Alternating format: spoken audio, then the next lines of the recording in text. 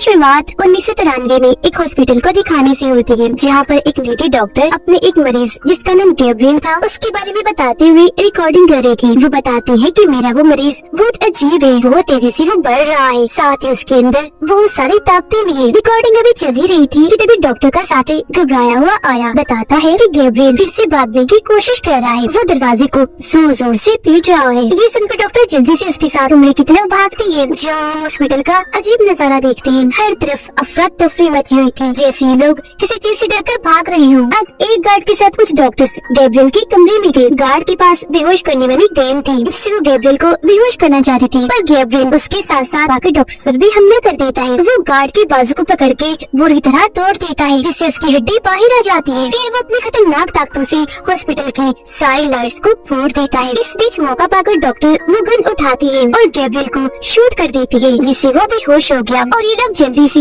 उसी ने जाकर कुर्सी से बांध देते हैं। फिर जैसे गैब्रियल को होश आई, वो डॉक्टर और उसके साथी को सामने खड़ा हुआ पाता है। उसी इन्होंने काफी दूर रखा हुआ था, क्योंकि वो खतरनाक होने के साथ साथ बदसूरत भी था। यह डॉक्टर उसे ऐसी डांटने लगती है जैसे वो कोई बच्चा हो। कहती है तुम बहुत बुरी हो, और गैब्रियल भी बच्चों की तरह चिढ़ने लगता है। उसे गुस्सा आने लगा, जिसके साथ ही रेडियो में से ड्राउनी सी शैतानी आवाज आने लगी, जो और किसी की नहीं बल्कि गैब्रियल की थी। वो इनको धमकी दे रहा था, कहता है कि मैं किसी को भी नहीं छोड़ूंगा, तुम सबको मार डालूंगा। ये देखकर डॉक्टर का साथी काफी हैरान रह गया। कहता है कि ये कैसे हो सकता है, ओह माय गॉड, ये बोल भी पा रहा है और इसने रेडियो को कंट्रोल करके उसके जरिए हमसे बात की। तब डॉक्टर उसे बताती है कि गैब्रियल के पास ऐसी ताकतें हैं जिनकी मदद से वो बहुत कुछ अजीब चीजें कर सकता है। अब डॉक्टर और उसका साथी दूसरे कमरे में जाते हैं, जहाँ इनकी हॉस्पिटल स्टाफ की लाशें बिखरी पड़ी थी। ये देखकर दोनों काफी परेशान हो गए और अब यह डॉक्टर कहती है कि टाइम आ गया है इस मुसीबत को जड़ से खत्म करने का। अब सीन शिफ्ट होकर मेडिसन का घर पूरा बदल कर लेडी डॉक्टर के घर में बदल जाता है, यानी वो डॉक्टर के घर पहुँच गई थी। यहाँ भी मेडिसन उस काली साई को देखती है, जो और कोई नहीं बल्कि गैब्रियल था। वो लेडी डॉक्टर को बालों से पकड़कर जोर से जमीन पर पटक के मारता है, फिर दोबारा डॉक्टर को उठाकर पटक कर इधर उधर दे देकर मारता है। पर मौका पाकर डॉक्टर वहाँ से उठी और भागने लगी। गैब्रियल भी उसके पीछे गया, जिसने हाथ में ट्रॉफी पकड़ी हुई थी। वो डॉक्टर को पकड़कर ट्रॉफी की नोक से उस पर वार कर देता है। फिर कई बार उसने वार किया, सर कुएं को चल के रख देता है, जिससे डॉक्टर की बड़ी दर्दनाक मौत हो जाती है। ये देखकर मेडिसन काफी डर गई, जोर से चिल्लाने लगती है, जिसके साथ ही उसका ख्याल खत्म हुआ और वापस कर दिया, जिससे गैब्रियल आधा उसके अंदर ही रह गया। यह डॉक्टर ये भी बताती है कि गैब्रियल खास किस्म का बच्चा था, उसके पास अनोखी ताकतें थीं। वो आसपास के सिग्नल्स और वेव्स लहरों को कंट्रोल कर सकता था। तभी उसने रेडियो के सिग्नल्स को कंट्रोल करके शुरुआत में कहा था कि मैं तुम सबको मार दूंगा। फिर एक दिन गैब्रियल ने मेडिसिन को कंट्रोल करके हॉस्पिटल में तबाही मचा दी। इन्हें शुरुआत में और डॉक्टर जिस मुसीबत को जड़ से खत्म करने की बात कर रही थी, वो और कोई नहीं बल्कि गैब्रियल था। इसे वो आधा तो निकाल पाई, लेकिन दिमाग को अलग करने में नाकाम रही। अब गैब्रियल हमेशा से ही मेडिसिन के दिमाग में रहा, और जब जब मेडिसिन ख्यालों में गैब्रियल को देखती है, वो सब कुछ असल में गैब्रियल का ही दिमाग कह रहा होता है, क्योंकि दोनों का दिमाग एक जो था, बस जिस मेडिसिन का होता है। और उस दिन जब उसके हस्बैंड ने उसे दीवार से देकर मारा, जब सर से उसका खून निकलने लगा, उस दिन से गैब्रियल दोबारा जाग गया। ये सारी रिकॉर्डिंग्स देखने के बाद उसकी बहन डिटेक्टिव से मिलने के लिए निकल जाती है, ताकि उसे सारी सच्चाई बता सके। उधर मेडिसिन उठाकर फेंक कर मारी थी, एक की वो बाजू तोड़ देती है, तो एक के पेट में अपना हाथ घुसाकर आर पार कर देती है, फिर उठाकर उसे दूर फेंक के मारती है। फिर एक लड़की को गिराकर उसके सर पर अपना पैर रख के कुचल देती है,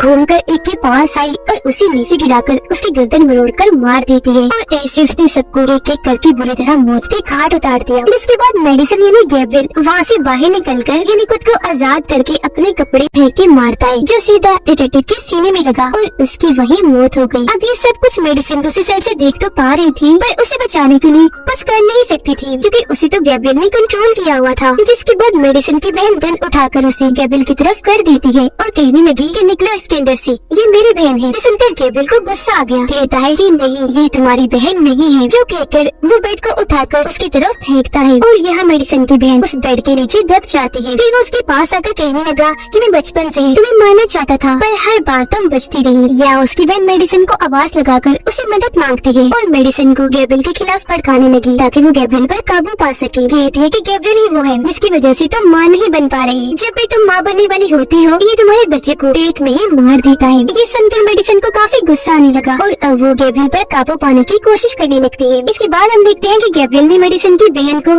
गन से शूट करके पहले उसे मारा, फिर मेडिसिन की मॉम का गला घोंटकर उनकी भी जान ले ली। जिसके बाद गैब्रियल अपने सामने मेडिसिन को पाता है, क्योंकि मेडिसिन ने आखिरकार अपने दिमाग पर काबू पा ही लिया था और अब सब कुछ उसके हिसाब से हो रहा था। यानी कि मेडिसिन की बहन और उसकी मॉम की मौत बस एक ख्याल थी जो मेडिसिन अब गैब्रियल को दिखा रही थी, जैसे वो पहले मेडिसिन को दिखाया करता था, क्योंकि असल में उसकी मॉम और बहन जिंदा थी। यहाँ वो पहली बार गैब्रियल की आंखों में आंखें डालकर उसे बात करती है, कहने लगी कि मेरे जिस्म और दिमाग पर सिर्फ मेरा हक है और अब से इन पर सिर्फ मेरा ही कंट्रोल होगा, और अगली बार अगर तुमने फिर से मुझे कंट्रोल करने की कोशिश की तो सुन लो, मैं भी उसके लिए तैयार हूँ। उसका ये कहना ही था कि मेडिसिन का खुला हुआ सर बंद हो गया और वो वापस अपनी होश में आ गई, और अब उसने गैब्रियल को अपने अंदर से निकाल कर हमेशा हमेशा के लिए जेल में बंद कर दिया था। होश में आने पर वो अपनी बहन को बेड के नीचे से निकालती है, जो कब से वहाँ दबी हुई थी पर खुशकिस्मती से जिंदा थी। उसकी जान बचाने के बाद मेडिसिन से खुशी गुजारेंगी, और इसी के साथ इस फिल्म की कहानी इधर ही खत्म हो जाती है।